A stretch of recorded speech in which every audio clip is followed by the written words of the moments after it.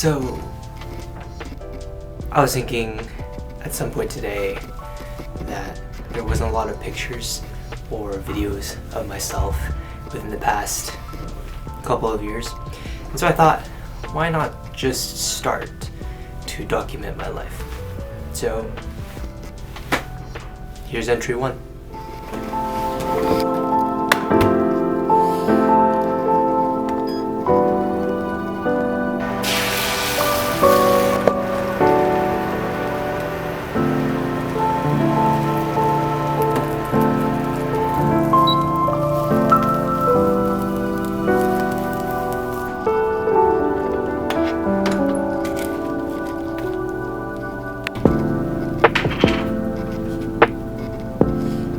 Please excuse the mess.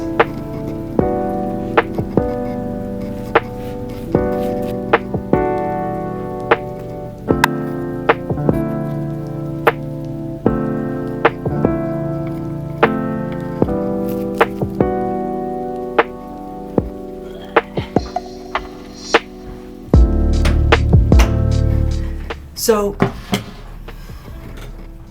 how do I explain this? When I was younger, I didn't like being photographed. I didn't like being in front of a camera. I would rather be behind the camera and take photos. So I had a little bit of time in my life where I took photos, where I posted online. I really enjoyed it. I got really into it. I spent all my money on lenses and everything like that. And then I just stopped, especially when I got to college and I started studying. A lot of my time was devoted to my studies or relationship or ministry, things like that. And throughout that time, I never really took pictures with people. I never took pictures of myself. There's not a lot of myself out there. So I just thought, why not start now? Now is as good a time as ever. And so here we are. Honestly, there's a bit of time where I did daily vlogs. Not daily, but like weekly vlogs as well. And that was a really interesting time in my life. And I was getting used to being in front of a camera, talking, and what I learned during that period of life was that when you're out there and you are being videoed or you're videoing yourself, you're holding the camera out like this, people don't care. Well, like they'll look at you and they'll think that you're weird in the moment, but they're not gonna remember you 10 days down the road. And so it was just, for me, as a pretty introverted person, to start putting myself out there in a way that helped me be more comfortable with myself. And so, yeah, that's about it. There's not really any other deeper reason for doing this. It's just because I want to do it.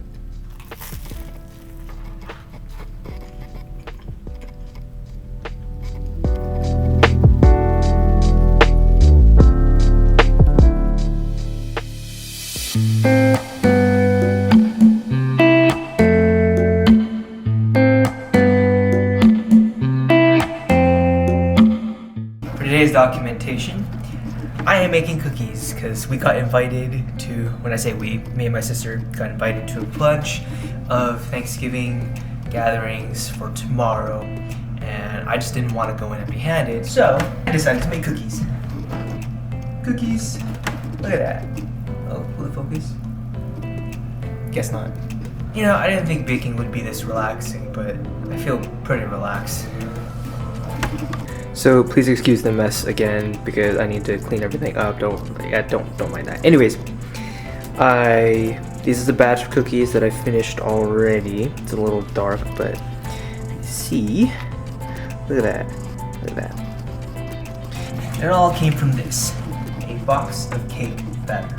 Now, I don't know when we started doing this, but back at home, I think my mom started making it, and then my sister started making it, and my dad really liked it, so we had it a lot. And cookies are all soft because it's made from the cake batter, and put a bunch of chocolate chips in it.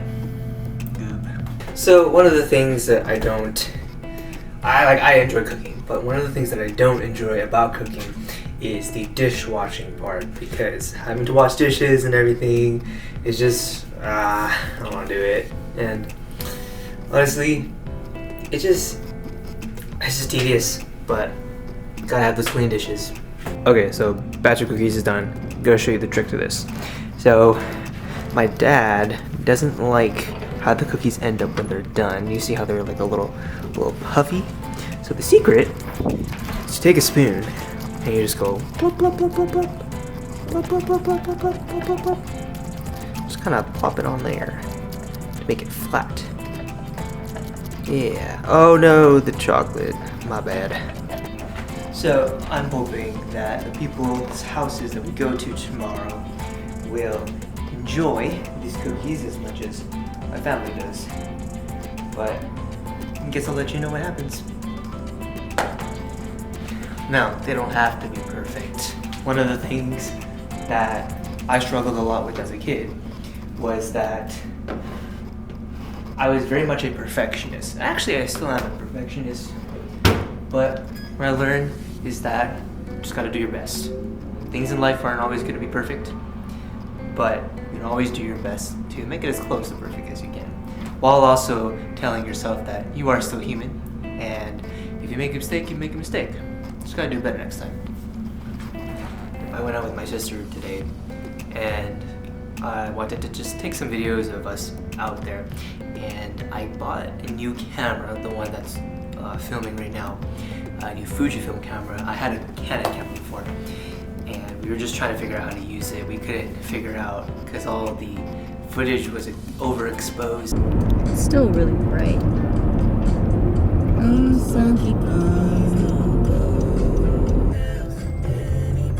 Probably would have been a really nice video, but anyways, that's what happened today. So we just went out to do some early Christmas shopping. Yeah, it's hard to find presents. Also, here's the box that I'm going to be giving the people that we stay or that we go to. Yeah, just a nice simple little box. Cookies in there, and say, there you go, thanks for having us. So I think that I'm done. Well, no, I don't think I'm done. I am done. And got 3 boxes here of cookies, all to bring to them. The 4th box just waiting. I'm just waiting for the cookies to cool. But I taste tested maybe 5, and they're not quite like how my sister makes them or my mom makes them, but we'll keep trying. Back in my room, I am recording from my phone, at least the audio, because you can hear the autofocus from the lens and the camera microphone, and I don't really want that within the recording. I did have a microphone, like a shotgun microphone that I used with my Canon camera. That's at home. I don't have it here. I'm not obviously at home. I am where I'm living for work. So I'm using my phone to record audio. I want to end off my videos with something that I've learned from the week. And these will be kind of like weekly things, or however I feel like uploading. Who knows, in 1 week, 2 week, there's no schedule. I want to end off with things that I've learned. And because this is the first entry and hopefully a lot of entries, I'm going to cheat a little bit and pull from something that I've been learning for the past couple of months. I've just started a job in a college, and I teach the music theory classes. One thing that I have been struggling with and learning and just really coming to terms with is the reality of the phrase, you can lead a horse to water, but you can't make him drink. There have been many situations where I have tried to guide my students into knowledge and information of music theory. They start to realize that it is actually a hard class. There's a lot of fundamentals that they need to have learned. As a pianist, you have a little bit of an advantage over a vocalist or a violinist or any other instrumentalist. But the reality is, even for pianists, it is a hard class. Having to learn lots of the foundations and building blocks of music. In that process of leading students to information where they can then take it to learn more music theory and actually get into stuff like part writing, 4/bar harmonies, whatever, even I don't know everything, is the realization that they come to a point where they think it's too hard or too difficult. And I always tell them, hey, I am here. You can email me. You see me on campus. You can ask me questions. I am always willing to answer and help you in any way that I can. In the end, they don't show that interest. And I began to think of that phrase, you can lead a horse to water, but you can't make him drink. And it's the same with anybody that you try to help. The thing that I've been thinking about is what happens after they don't drink that water.